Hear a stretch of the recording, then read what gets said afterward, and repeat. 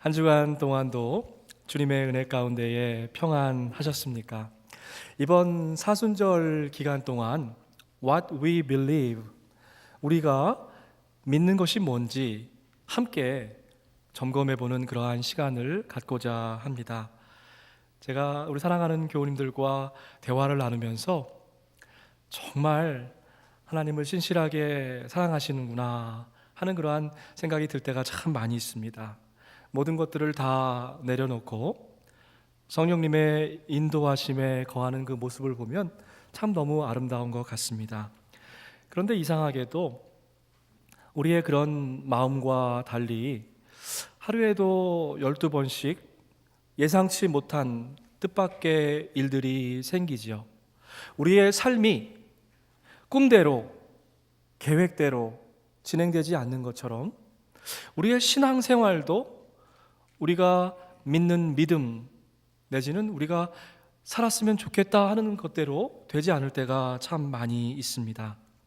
영적으로 업 앤 다운, 정말 무슨 롤러코스터를 탄 것도 아니고 현기증이 다 날 지경입니다.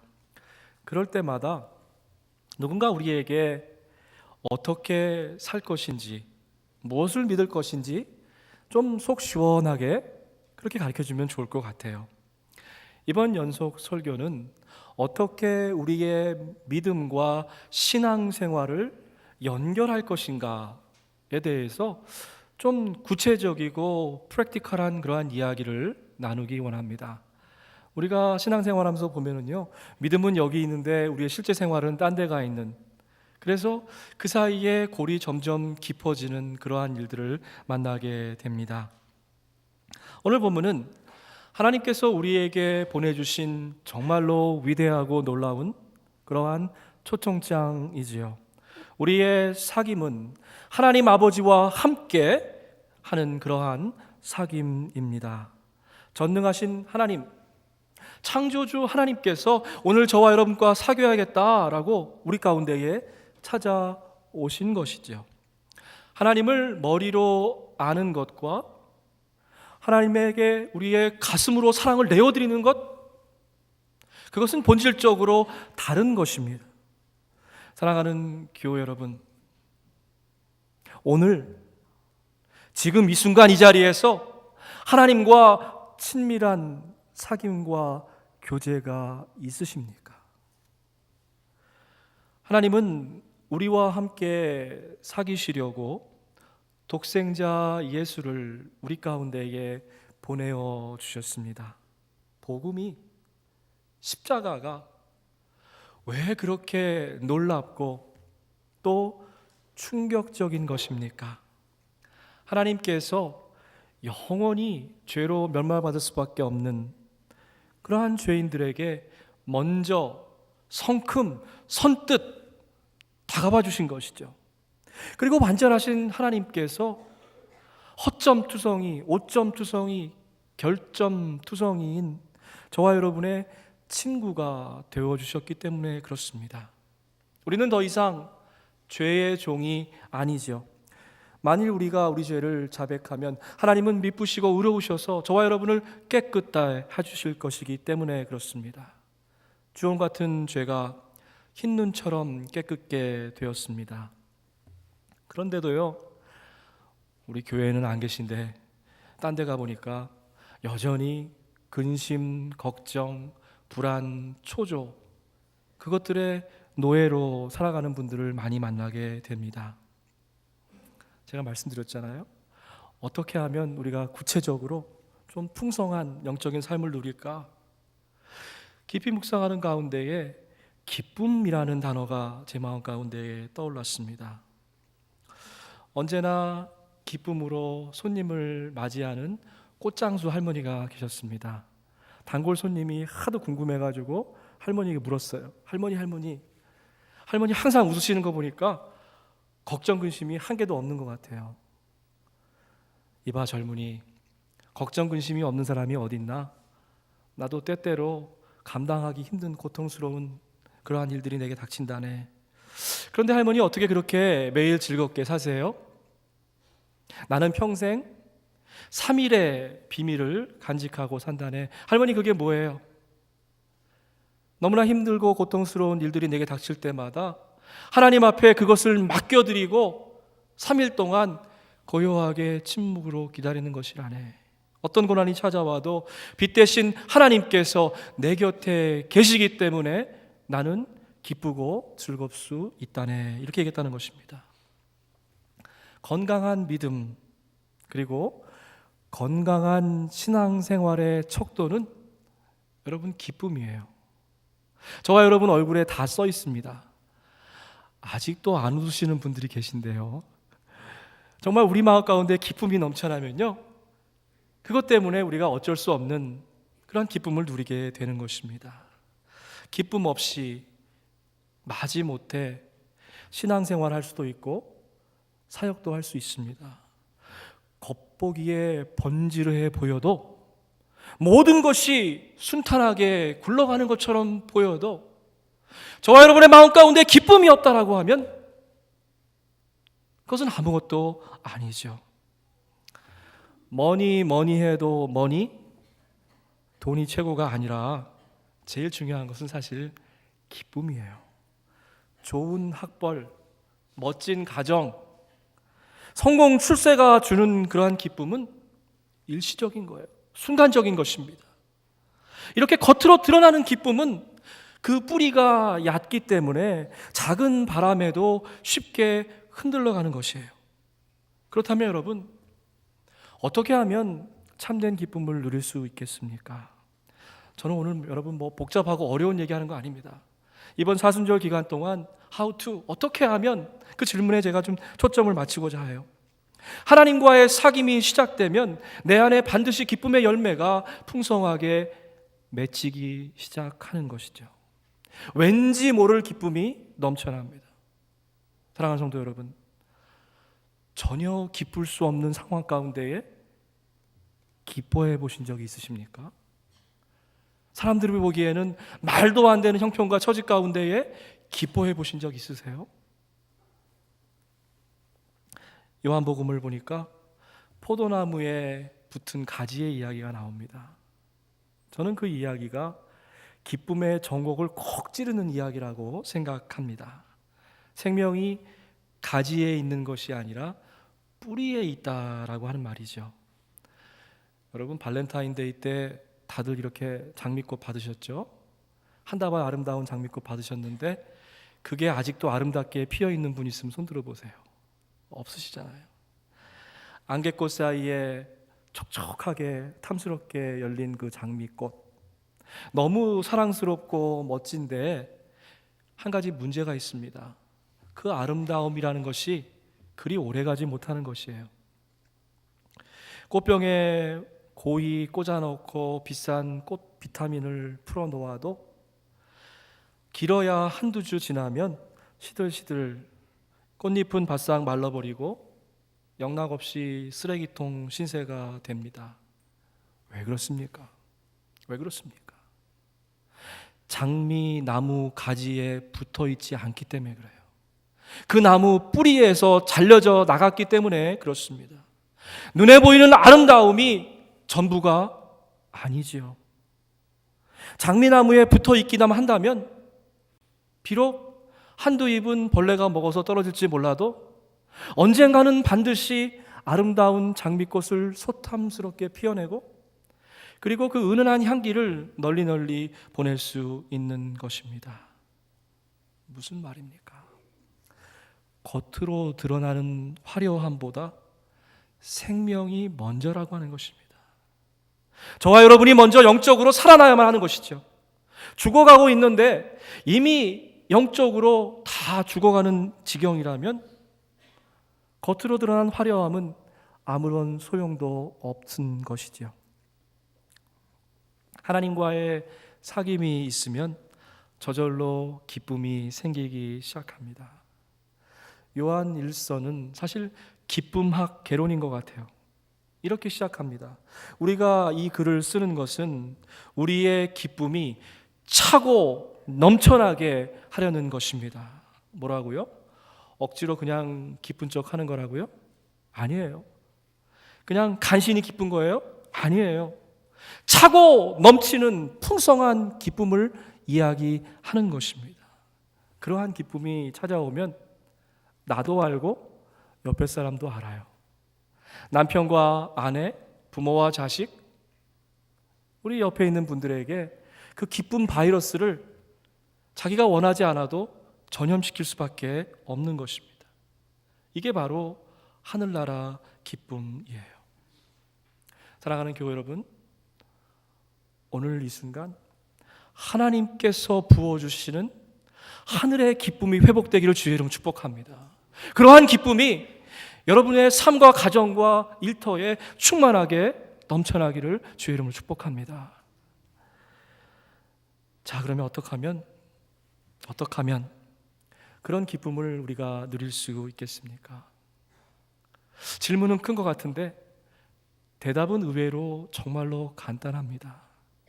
하나님께 붙어 있기만 하면 하나님과 개인적으로 인격적으로 만나서 참된 사귐과 교제를 하기만 하면 그러면 우리는 기뻐할 수 있게 되는 것입니다. 비록 내 안에 기쁨이 없고 기뻐해야 될 이유를 도무지 찾을 수 없을지라도 하나님께서 우리의 기쁨의 근원이 되십니다.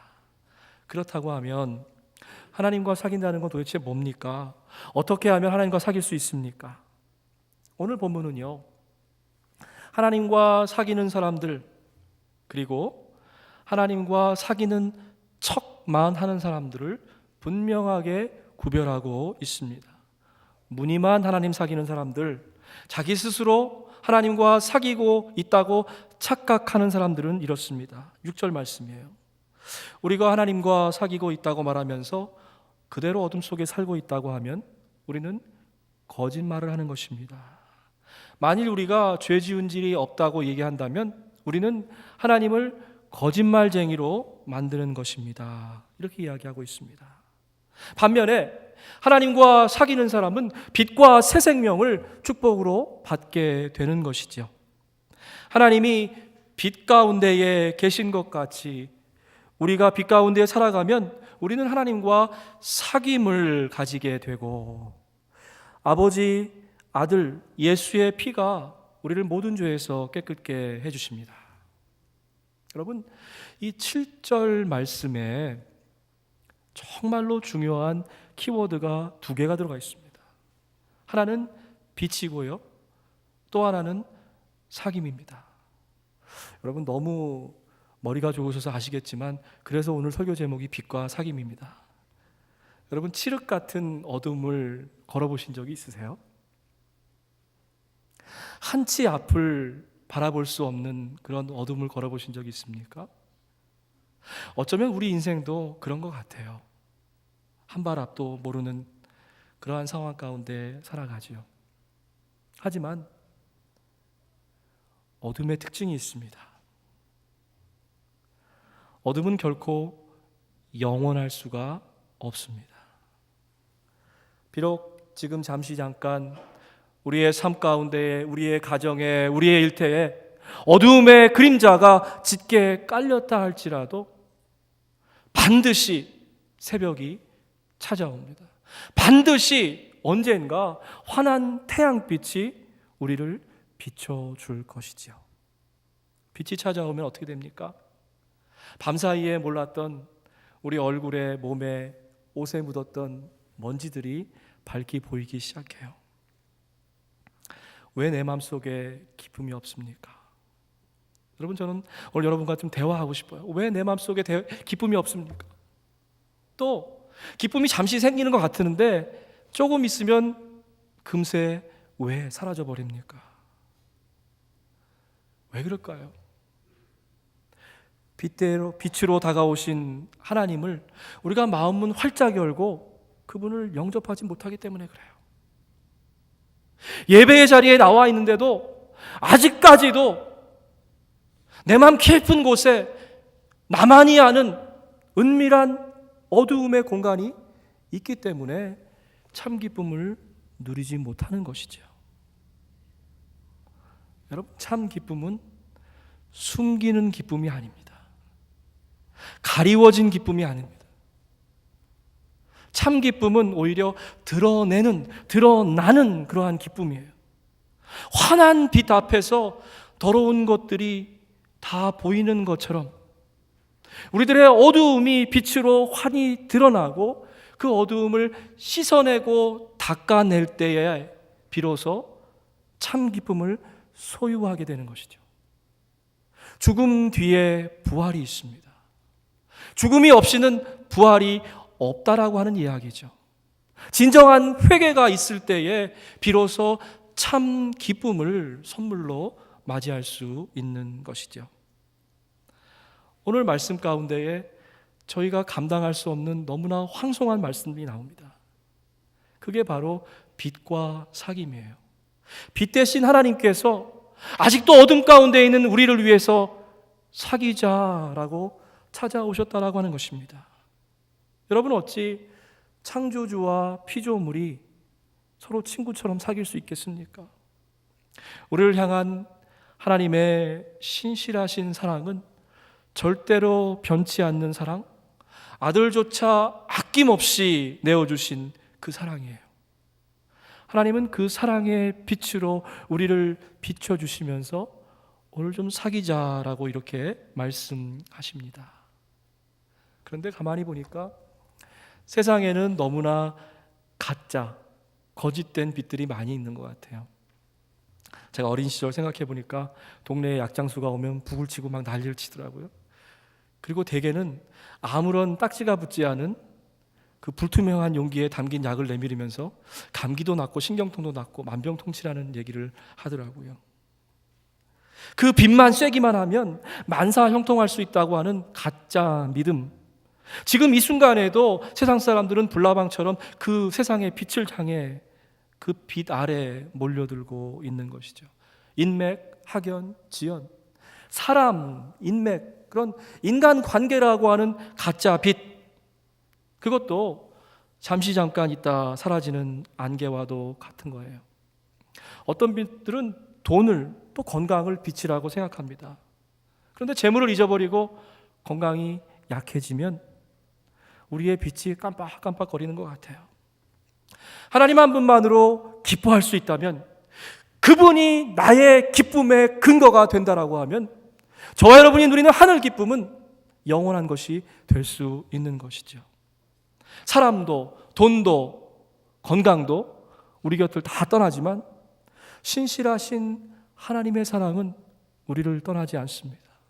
세상도 친구도 우리를 포기할 때가 있지만 하나님은 한 번도 우리의 손을 놓으신 적이 없으시지요. 하나님께서는요, 저와 여러분을 그저 그렇게 마지못해 살아가는 존재로 만들지 않으셨습니다.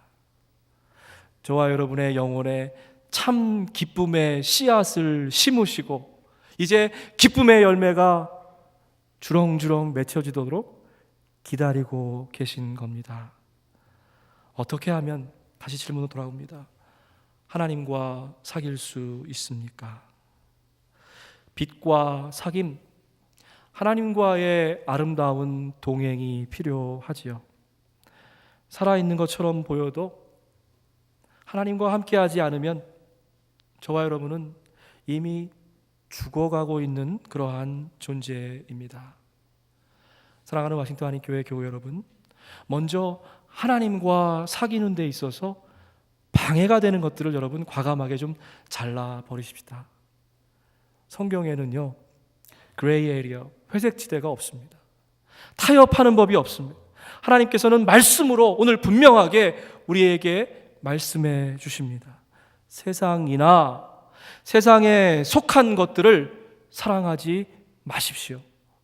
세상을 사랑하지 말아라 하는 이야기입니다. 세상에 있는 모든 것, 곧 육체의 욕망과 눈의 욕망과 세상 살림에 대한 자랑은 아버지께로부터 온 것이 아니라 세상에서부터 온 것이다, 이렇게 말씀하십니다. 여러분, 우리가 경험으로 너무 잘 알잖아요. 눈을 통해서 자꾸만 세상의 욕망들이 들어옵니다. 그러면 어떻게 돼요? 입을 통해서 자꾸만 우리의 자랑거리들을 자꾸만 쏟아내게 돼요. 하나님 안에서 풍성한 참된 기쁨을 누리려면 가장 먼저 해야 될 것이 세상을 향해 열려져 있는 우리의 눈과 입을 틀어막는 것입니다. 죄송합니다, 여러분. 제가 좀 과격한 표현을 썼습니다. 왜 그래요? 그렇게 하는 것이 너무나 힘들기 때문에 그래요.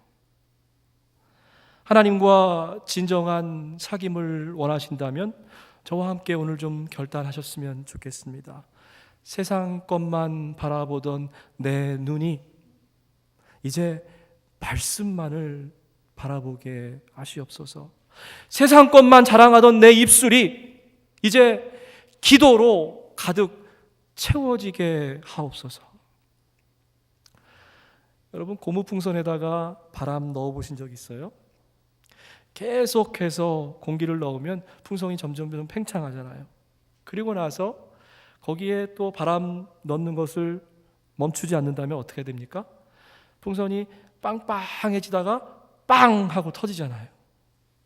그 영적인 원리도 마찬가지입니다. 눈에 보이는 화려함과 풍성함만 쫓아가면 우리의 영혼도 언젠가는 터지고 마는 것이에요. 세상 욕심과 자랑은 고무풍선에 바람을 넣는 것입니다. 아슬아슬하게 하나님 앞에서 외줄타기 하고 있는 거예요. 어떻게 하면 참 기쁨을 회복할 수 있습니까? 여러분, 좀 아까워 보이고 놓기 싫지만 세상을 향한 욕망의 고무풍선, 자랑의 고무풍선을 이제 좀 내려놓으시기 바랍니다. 풍선에 바람 불기를 계속 하잖아요. 그럼 이게 언제 터질까? 스릴은 있어요. 그런데 평안과 기쁨은 절대 없습니다. 욕망과 자랑은 늘 유효기간이 있어요. 유효기간이 가까워오면 가까울수록 우리 눈에는 더 센 것, 더 화려한 것, 더 자극적인 것들이 우리 눈에 들어오기 시작합니다. 자랑을 해야 되는데 자랑거리가 떨어지면 상상의 날개를 펼쳐서라도 거짓 자랑거리를 만들어냅니다. 여러분, 그 SNS 이런 것들의 문제점이 뭐예요? 멋있는 리조트에 가서 사진 찍고 맛있는 음식을 찍어서 올리면 본인도 착각하는 거예요. 내가 1년 내내 이렇게 살고 있구나. 여러분, 이런 삶은 너무나도 피곤합니다. 하나님, 저 아파요. 그렇게 하나님 앞에 나오시는데 여러분, 곰곰이 한번 생각해 보세요. 어쩌면 그 아픔이 내가 만들어낸 아픔이 아닌가? 내가 만든 욕망과 헛된 자랑 때문에 나만 아픈 것이 아니라 내 주변에 있는 사람들까지 아프게 하고 있는 것이 아닌가? 여러분, 한번 생각해 보시기 바랍니다. 세상 욕망과 자랑 이제 좀 버리세요. 세상을 붙잡고 있는 동안에는 절대로 참된 기쁨을 누릴 수 없기 때문에 그렇습니다. 빛 대신 하나님과 만나서 하나님과의 교제가 시작되면 어떤 일이 벌어지는지 아세요? 그 헛된 풍선에 있는 바람들을 이제 빼내어 버리는 방법을 배우게 되는 것입니다. 하나님을 향하여 이 거룩한 소망을 가진 자마다 하나님의 깨끗하심과 같이 자기를 정결하게 깨끗하게 하느니라. 그동안에는 엄청난 욕심으로 쉴 새 없이 자랑을 늘어놓던 사람이 이제는 그런 것이 다 헛된 것이다. 그걸 깨닫게 돼요. 헛될 뿐만이 아니라 이게 내 영혼을 좀먹고 갉아먹는 독약이구나. 그런 사실을 깨닫게 되는 것이죠. 빛 대신 하나님과 사귀려면 욕망과 자랑의 풍선을 이제 좀 내려놓으십시다. 미혹의 영이 우리의 눈을 점령하지 못하도록 말씀만 바라보십시오. 교만의 영이 우리의 입을 점거하지 못하도록 기도로 굳게 서시기 바랍니다.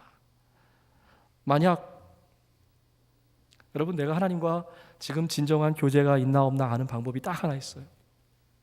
그게 뭡니까? 신앙생활 열심히 하고 봉사하고 남들이 보기에 와 하는 그런 사역을 할지라도 누가 제일 잘 알아요? 내가 제일 잘 압니다. 만약 마음 가운데 기쁨이 없다라고 하면, 그 기쁨이 메말라 버렸다고 하면 여러분, 그것은 하나님과 진정한 사귐이 아니라 사실은 무늬만 가짜의 사귐을 갖고 있는 것입니다. 평생 동안 수많은 사역을 했던 테레사 수녀가 이런 고백을 했습니다. 나는 세상을 향해 사랑의 편지를 쓰시는 하나님의 손에 붙잡혀 있는 몽당 연필 같은 존재다, 이렇게 이야기했습니다. 저와 여러분도 하나님의 손에 쥐어진 몽당 연필입니다. 사랑받을 자격도, 사랑할 수 있는 힘과 능력도 없지만 하나님과 함께 사랑의 편지, 사귐의 편지를 써내려 가십시다. 사순절 동안 우리가 고백하는 사도신경을 중심으로 6가지 믿음의 키워드들을 생각해 보려고 합니다. 사도신경의 원문, 또 우리 영어 번역을 보면 I believe, 나는 믿습니다 라는 그런 말로 시작하죠. 나는 믿습니다, 전능하신 아버지 하나님, 천지의 창조주. 여러분, 하나님의 전능하심을 가장 분명하게 드러낸 사건이 바로 우리와 사귀어주시는 그러한 사건입니다. 어떻게 거룩하신 하나님께서 더럽고 추악한 인간과 사귈 수 있을까? 저는 지난 한 주간 동안 깊이 묵상을 해보았습니다. 이보다 더 큰 전능함이 있을까? 이처럼 아름답게 하나님의 전능하심을 묘사한 구절이 있을까? 저와 여러분은 어떻습니까? 본능적으로요, 알아요. 수준과 레벨이 만나는 사람들끼리만 대화합니다. 또 손해보지 않으려고 나보다 좀 더 많이 가지고 많이 배운 사람과 친구하려고 해요. 줄자를 들고 부족하고 모자란 사람들이 있으면 그 곁을 피해가더라고요. 하지만 하나님은 무조건적으로 우리를 품어주시고 끝까지 우리의 손을 놓지 않으시고 사랑해 주십니다. I believe, 저는 그런 전능하신 하나님, 우리와 사귀어 주시는 그 전능하신 하나님을 믿습니다. 또 저는 창조주 하나님을 믿습니다. 말씀으로 어둡고 혼란한 그 공간 가운데에 빛이 있으라, 빛을 창조해 주셨습니다. 그런데 어떤 분들은 창세기는, 그 창조는 창세기에만 갇혀 있는 것이다, 그렇게 생각하시는 것 같아요. 일시적인 사건이 아닙니다. 태초에 빛을 창조하신 하나님의 그 빛이 지금 저와 여러분의 마음 가운데 찾아오셔서 정직한 영, 새로운 영을 새롭게 만들어주시는 것입니다.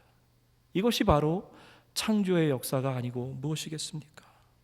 다시 한번 저와 여러분의 마음 가운데에 하늘의 기쁨을 오늘 부어주십니다. 빛 대신 하나님과 함께 신실한 사귐을 갖는 복된 한 주가 되시기를 주의 이름으로 축복합니다. 아멘. 함께 기도하겠습니다.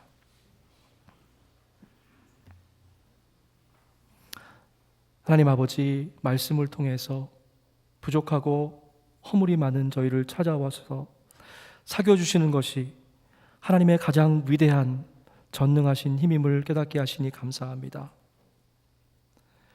세상을 창조했던 그 빛으로 다시 한번 우리 마음 가운데에게 참 빛과 기쁨을 창조해 주시니 감사합니다. 하나님, 하나님과 동행하는 빛과 사귐이 있는 거룩하고 복된 한 주가 되도록 인도하여 주시옵소서. 감사하옵고 예수님의 이름으로 기도하옵나이다. 아멘.